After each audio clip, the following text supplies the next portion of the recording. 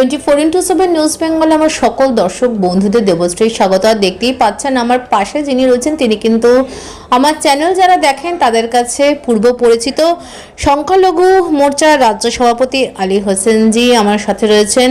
BJP সরকারের রাজ্যে তো এবার বিজেপি সরকার এবং আমাদের রাজ্যের মুখ্যমন্ত্রী শুভেন্দু অধিকারী যিনি ইতিমধ্যেই বিভিন্ন ধরনের বিল আনার কথা কিন্তু তিনি জানিয়ে দিয়েছেন এবং তার মধ্যে একটি বিল হচ্ছে ইউসিসি বিল, যেটা হচ্ছে যে দেওয়ানি বিধি। এই বিষয়টা নিয়েই আমি সংখ্যালঘু মোর্চার ইনি রাজ্য সভাপতি, এনার সাথে একটু আমরা এই বিষয়টা নিয়ে কথা বলবো। দাদা অনেক অনেক স্বাগত আমাদের এই চ্যানেলে আপনাকে। নমস্কার দাদা, আমার যেটা প্রথম প্রশ্ন হচ্ছে যে এই দেওয়ানি বিধি যখনই আসার কথা বলা হচ্ছে এবং তার সাথে বিরোধীরা রীতিমতনই তারা সোচ্চার হয়েছে এবং তারা বলছে যে এতে ধর্মীয় আচারবিধির ওপরে সরকারের হস্তক্ষেপ, এই বিষয়টা নিয়ে তুমি কি বলবে? দেখুন, ইউনিফর্ম সিভিল কোড যাকে বলা হয় ইউসিসি, এই বিল আসতে চলছে পশ্চিমবঙ্গে।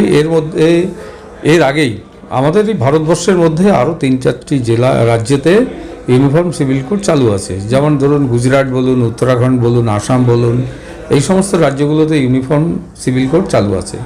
সেখানে কোনো ধর্মীয় সংখ্যালঘু মুসলিমদের ধর্মীয় স্বাধীনতার উপর হস্তক্ষেপ করা হয়নি। ওই বিলগুলোর মধ্যে আপনি গিয়ে দেখতে পারেন, সেখানে বলা হয়েছে সমতা আনা হয়েছে। যেমন আপনার ক্রিমিনাল ক্ষেত্রে, মানে লয়ের তো দুটো দিক, ক্রিমিনাল অ্যান্ড সিভিল। তো ক্রিমিনাল ক্ষেত্রে যদি দেখা যায়, আমার সংখ্যালঘু ভাইরা বোনেরা তারা ক্রিমিনাল আইন মেনে চলেন ভারতবর্ষে, কিন্তু সিভিল আইনের ক্ষেত্রে এরা মানছে না। এটা আলাদা, মুসলিমদের জন্য আলাদা, হিন্দুদের জন্য আলাদা, খ্রিস্টানদের জন্য আলাদা। তাহলে আমরা চাচ্ছি, অর্থাৎ ভারতীয় জনতা পার্টি চাচ্ছে, সব দিক বিবেচনা করে আমরা একই ছায়ার মধ্যে এই বিলটা আনতে পারি কিনা। একটা চোর ধরা পড়লে মুসলিম শরীয়ত আইনে তার ডান হাত কেটে দেওয়ার কথা, কিন্তু পশ্চিমবঙ্গে তো সেটা হচ্ছে না। পশ্চিমবঙ্গে বা ভারতবর্ষে সেটা নেই, ডান হাত কাটা হয় না, তার বিচার হয়। আমরা সেই দিক বিবেচনা করে আমরা বলেছি ইউনিফর্ম সিভিল কোড এমন একটা বিল আনা হচ্ছে বা আনা হবে, সেই বিলটিতে হিন্দু, মুসলিম, খ্রিস্টান সমস্ত সম্প্রদায়ের মানুষকে নিয়ে আমরা সামাজিকভাবে যেন একই রাস্তায় চলতে পারি, সেই বিল। যার বিলের মাধ্যমে সমস্ত সম্প্রদায়ের মানুষের মধ্যে ঐক্যতা থাকবে, সমন্বয় থাকবে এবং তাদের মধ্যে যে বিভিন্ন ক্ষেত্রে যে বৈষম্যটা সেটাও কেটে যাবে। এই জন্য একটা ভালো বিল ভাবা হয়েছে। 1950 সালে সংবিধানে 244 নম্বর আর্টিকেলে এই বিলটা কিন্তু বলা আছে। এই ইউনিফর্ম সিভিল কোডের কথা 1950 সালের 26শে জানুয়ারি যখন সংবিধান প্রকাশ করা হয় তখনই বলা হয়েছিল। এই যে বিষয়টা, এটা তো অনেক পূর্বেই, যেটা আপনি বললেন যে সংবিধানে বিষয়টা বলা হয়েছে এবং ইতিপূর্বেই মুসলিমদের যে 3 তালাক সেটাও কেন্দ্র সরকারের প্রচেষ্টায় সেটা বন্ধ হয়েছে এবং এই আইনটার ফলে মুসলিমদের এখনও প্রচলিত যে বহু বিবাহ, এই রীতিটার ওপরেও বিধিনিষেধ আসতে চলেছে। এইটা নিয়ে কি বলবেন? দেখুন, বহু বিবাহ প্রথা ভারতবর্ষের মতন একটা জনবহুল দেশে সম্ভব না, একবারই সম্ভব না। 145 কোটি মানুষ, ভারতবর্ষের ক্যাপাসিটি কত আর আছে? 33 লক্ষ বর্গ কিলোমিটার আমাদের হলো বর্গ কিলোমিটার ভারতবর্ষের।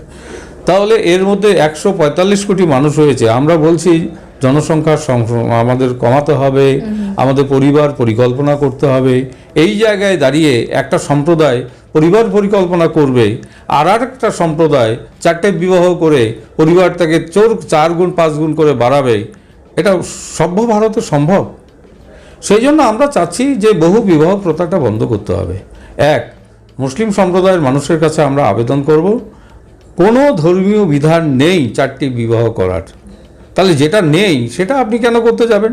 মুষ্টিমেয় কয়েকজন মৌলবী, স্বার্থান্বেষী কিছু মানুষ, যাদের স্বার্থের জন্য এই 4টা বিয়ে করার কথা বলা হয়েছে, আজকে সেই জায়গা থেকে ভারত সরকারকে সরে আসতে হচ্ছে এবং পশ্চিমবঙ্গ সরকারকে নতুন করে ভাবতে হচ্ছে।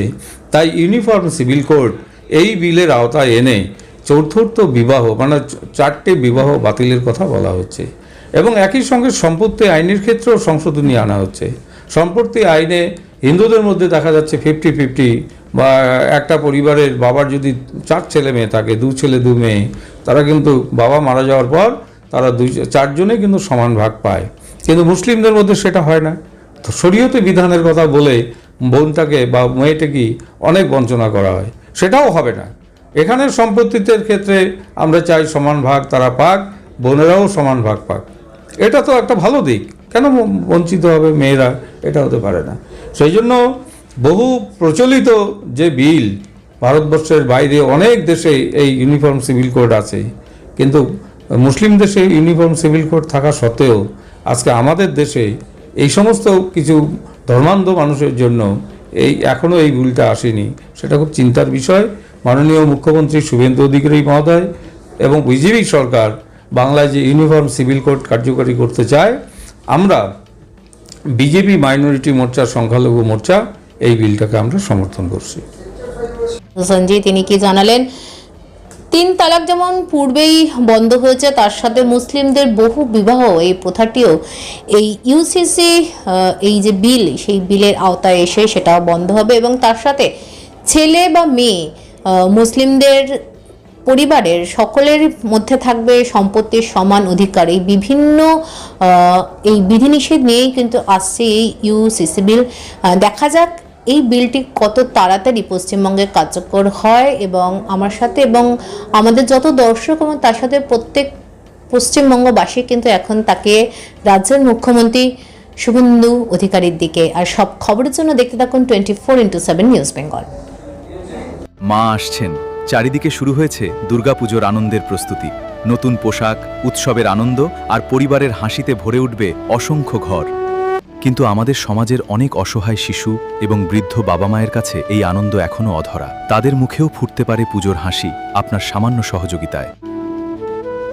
এই শারদোৎসবে মাতৃশক্তি সম্মান উদ্যোগ নিয়েছে অসহায় শিশু ও বৃদ্ধ বাবা মায়েদের হাতে নতুন পোশাক তুলে দেওয়ার।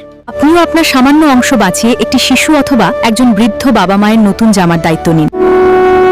আপনার ছোট্ট সহযোগিতাই কারো জীবনের সবচেয়ে আনন্দের পুজো উপহার হয়ে উঠতে পারে। আসুন সবাই মিলে ভাগ করে নিই পুজোর খুশি। বাড়িয়ে দিন সাহায্যের হাত।